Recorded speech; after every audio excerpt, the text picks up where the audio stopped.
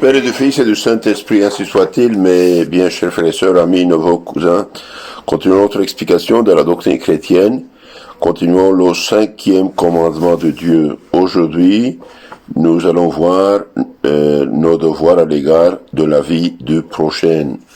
Nos devoirs à l'égard de la vie du prochain. Donc, le 5e commandement de Dieu, ne pas tuer, nous défend de tuer, de blesser, de frapper quelqu'un sans pouvoir et sans raison légitime, de souhaiter aucun mal à nous-mêmes et aux autres. Ils défend aussi la gourmandise, l'ivrognerie, la haine, l'envie et le scandale. Aujourd'hui, on va voir nos devoirs, donc, envers le prochain. Nous sommes tenus d'éviter tout ce qui pourrait ruiner la santé ou la vie du prochain. On pêche donc quand on hait son prochain, qu'on nuit à sa santé, qu'on le provoque en duel ou on le provoque à se bagarrer, ou accepte une provocation de sa part, qu'on le tue injustement et intentionnellement. Ce thème de la haine, c'est grave. Haïr son prochain, c'est pour ainsi dire le tuer dans sa volonté. Aussi la haine pousse-t-elle souvent à l'homicide. La haine pousse à l'homicide. Haïr, c'est méditer une vengeance. On constate ce désir de tuer chez Ésaü à l'égard de Jacob, chez le fils de Jacob à l'égard de Joseph, chez Saül vis-à-vis de David. Il n'y a pas de différence entre celui qui tue et celui qui hait, car auprès de Dieu l'intention est comptée comme un acte. Donc, il n'y a pas de différence entre celui qui tue et celui qui hait, car auprès de Dieu l'intention est comptée comme acte. D'où la parole de Saint Jean, première lettre de Saint Jean, chapitre 3, 15. Celui qui est son frère est un assassin. Celui qui est son frère est un assassin. Déjà Jésus, dans le serment sur la montagne, avait assumé la haine à l'homicide. C'est Matthieu 5, 22. La haine réfléchie est un péché d'ordinaire grave, car il est rare qu'on souhaite au prochain un mal de peu d'importance. Donc, haïr, c'est comme tuer. C'est péché grave. Devant Dieu, c'est un péché grave. Alors, quand on sent ces choses et on prie pour le prochain, ben on reste pur, on reste avec Dieu et on pêche pas. Mais quand on sent, il y a péché.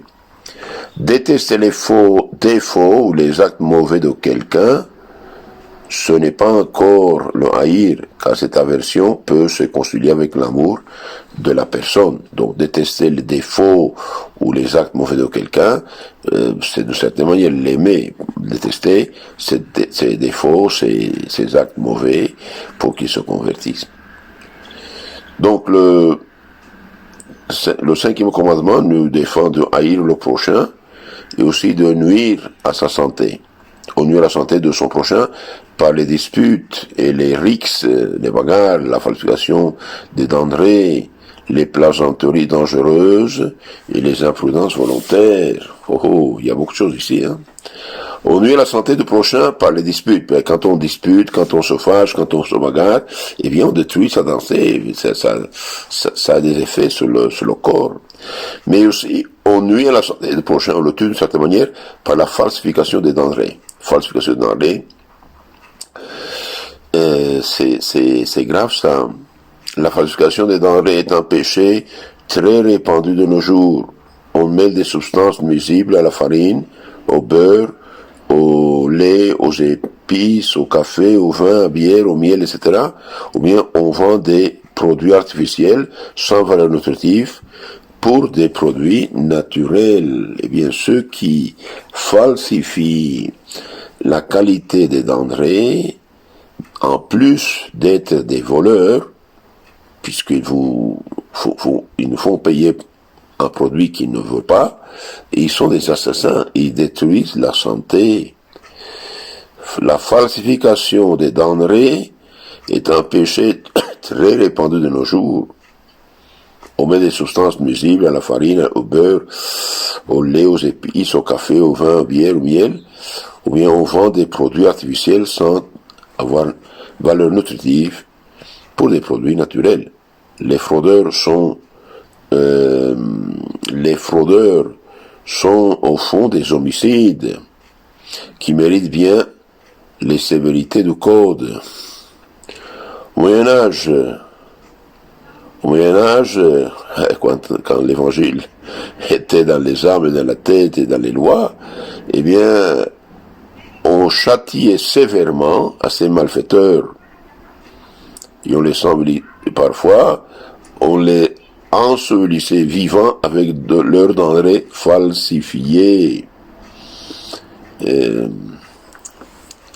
On les ensevelait vivants avec des denrées falsifiées. Bon, avec quelqu'un qui passait ceci, au moins il y avait 1000 autres qui avaient peur de faire ces choses. Aujourd'hui, c'est le contraire. Aussi, on nuit à la santé du prochain, on a dit avec les disputes, excite le prochain. Les disputes excitent le prochain, lui enlèvent le calme et le contentement intérieur nécessaire à la santé. Les disputes provoquent souvent l'effusion du sang. Les rixes causent habituellement des blessures, comme on le voit dans le nombreux procès.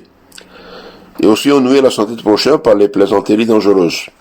Certains plaisanteries dangereuses sont très coupables, comme les crocs en jambe, les retraits d'une chaise, et bien, on peut tomber, ils se casser la jambe. Il y a aussi des imprudences qui causent la mort du prochain, ou au moins des accidents graves. Lancer des pierres au hasard, aller en voiture, etc., trop rapidement dans les rues,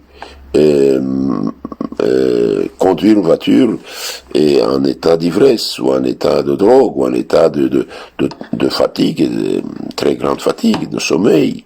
Ça, c'est des péchés.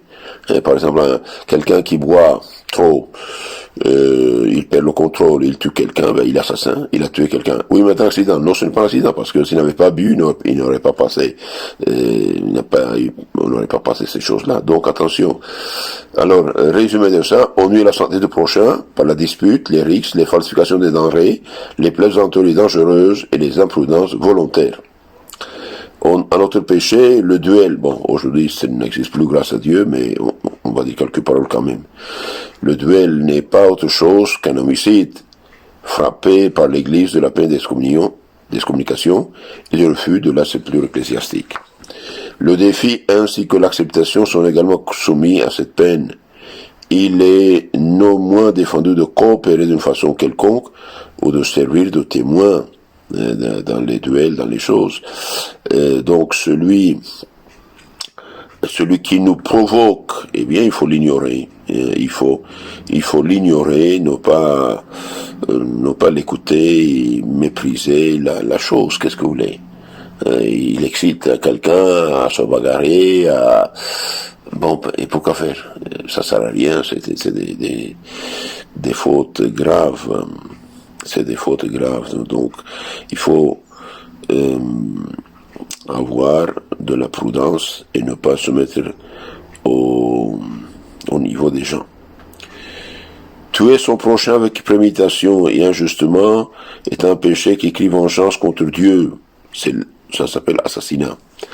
Tuer son prochain avec préméditation et injustement, c'est un péché qui crie vengeance contre Dieu. Il s'appelle assassinat. Caïn était un assassin et Dieu lui-même déclara que le sang d'Abel criait vengeance contre le ciel. Genèse chapitre 4. Le meurtrier dépouille l'homme du bien terrestre le plus précieux. Il lui enlève la possibilité d'acquérir des mérites et de se préparer à la mort, à l'éternité. Celui qui cause la mort de son prochain avec préméditation n'est pas coupable d'assassinat, mais rarement celui qui cause la mort de son prochain sans préméditation, sans le vouloir, n'est pas coupable d'assassinat, mais rarement il sera sans péché grave d'homicide par imprudence. Le bourreau qui exécute un condamné au nom de l'autorité ne commet pas l'homicide parce qu'il n'agit pas injustement. Donc, quand il y avait peine de mort, ben, le pauvre homme, il faisait son travail. C'est la loi qui le condamnait. Bien. Alors, aujourd'hui, il y a un assassinat qui crie vengeance au ciel, et malheureusement, il est très commun, l'avortement. Eh bien, tous ceux qui avortent commettent un péché mortel. Tous ceux qui poussent à l'avortement commettent un péché mortel. Tous ceux qui conseillent l'avortement, propagent l'avortement, favorisent l'avortement, commettent un péché mortel. Tous ceux qui votent, écoutez bien ceci, tous ceux qui votent pour des partis, des gens dont le programme est favorable ou propage l'avortement, bien ils collaborent avec eux, ils sont coupables. Ils sont coupables. Est-ce que c'est comme me mettre l'échelle pour que quelqu'un tombe, monte sur le toit et tue quelqu'un? Ben, si vous ne mettez pas l'échelle, vous n'avez pas l'échelle, ne peut pas monter. Donc c'est vous qui êtes coupable en favorisant les avorteurs. Et malheureusement, aujourd'hui, partout, il y a des avortements. Vraiment, on est dirigé, ben, c'est normal, on est dirigé par des aveugles, des aveugles. Vous voyez la situation des Amériques, de l'Amérique plutôt du Nord, le Canada, l'Europe, toute l'Europe occidentale. Ils sont envahis par des milliers et des millions de personnes de tous les pays, de toute la langue, de toutes les religions, de toutes les cultures, un mélange terrible qui va causer des problèmes tôt ou tard. Et pourquoi? Parce qu'on a besoin de main d'œuvre, de bras. Et pourquoi vous tuez vos enfants? Il faudrait faire des lois qui favorisent la famille, qui favorisent les jeunes, qui se marient, qui ont des enfants. Mais en 20 ans, bien, un homme peut se marier, produire de la vie, avoir des enfants, il peupler le pays. Donc tous ceux qui favorisent l'avortement sont pour l'avortement, collaborent à l'avortement, les docteurs, les infirmiers, ceux qui conduisent quelqu'un pour avorter, tout ça, eh bien, ils sont coupables de péché très très grave. Il y a 4 péchés qui crient au ciel. Mais bien, verser du sang innocent, ben c'est péché grave. Caïn, où est ton frère Abel? Je ne sais pas, est-ce que je suis le gardien sans mon frère? Oui, son sang crie vers le ciel. Qu'as-tu fait? Donc, il y a 4 péchés qui clament au ciel, qui crient au ciel. Le verset du sang innocent, le péché de Sodome et Gomorrhe, le péché des hommes qui pêchent avec des hommes, ne pas payer le salaire des ouvriers, et opprimer la veuve et l'orphelin. Donc nos devoirs envers le prochain sont de respecter, de l'aimer, de ne pas le haïr, de ne pas nuire à sa santé, et ne pas causer détruire sa santé avec des disputes, avec des falsifications des denrées, plaisanteries dangereuses, l'imprudence volontaire, et ne pas lui enlever la vie injustement. Dans la causerie suivante, on va parler d'un autre péché très grave, de ne pas tuer, mais cette fois-ci, le péché qui tue l'âme, le péché du scandale. On commet un péché grave aussi grave que l'homicide quand on ruine la vie de l'âme du prochain, soit par la séduction, soit par le scandale. Soit la séduction, soit le scandale. Mais c'est grave ça, parce que on enlève on enlève la vie de la grâce. Que Dieu vous bénisse, la Seigneur vous garde, et envoyez ces causeries à vos contacts pour aider le prochain à se sauver, s'il vous plaît. Merci beaucoup.